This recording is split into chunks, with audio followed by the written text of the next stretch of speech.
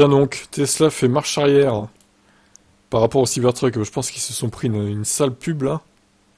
La semaine dernière, pour rappel, ceux qui n'ont pas suivi, Tesla a mis à jour son contrat d'achat standard aux États-Unis pour ajouter une clause spécifique au Cybertruck qui stipulait qu'en raison des quantités limitées, il ne vous autoriserait pas à revendre le Cybertruck avant 1 an. Tesla a toutefois laissé une certaine marge de manœuvre, ajoutant que vous pouvez demander par écrit une exemption de la politique de revendeur. Donc si vous avez un problème financier par exemple, vous pouvez écrire à Tesla, vous dites ouais, je veux revendre le Cybertruck, je suis dans la merde financièrement, au secours. Et là ils verront s'ils donnent suite du coup à votre demande.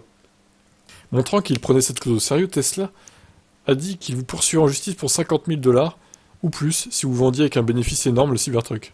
Et pourrait vous rayer de leur liste d'acheteurs. Même si ce n'est pas rare dans l'industrie automobile, cette politique a suscité de nombreux commentaires négatifs, beaucoup affirmant qu'une fois qu'ils ont acheté le Cybertruck, ils devraient pouvoir en faire ce qu'ils en veulent. Il semble que Tesla ait entendu les commentaires, puisque moins d'une semaine plus tard, l'intégralité de la clause a été supprimée du contrat d'achat. Oh, c'est dingue. Oh, le retour en arrière, c'est fou. Je m'attendais pas à ça. Hein.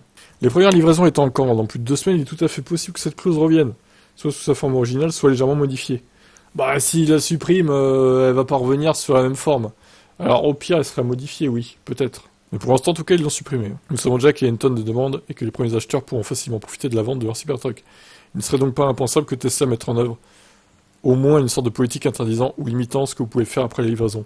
Si ça revient, ce ne serait pas la première fois que Tesla publie accidentellement quelque chose avant son intention. Un bon exemple en est les récentes fuites dans le manuel d'entretien et le catalogue de pièces concernant les sièges sport améliorés destinés à Model S Plaid. Ouais, mais là, c'est pas pareil. On parle d'un contrat d'achat très restrictif. Hein. Bon, écoute, on verra si ça revient ou pas. En tout cas, pour l'instant, j'ai l'impression qu'ils ont fait marche arrière. Peut-être qu'ils vont republier la clause, mais en version moins agressive, peut-être. Ils vont modifier quelques trucs pour que ça passe un peu mieux, on va dire. On va surveiller ça, qu'est-ce que vous en pensez?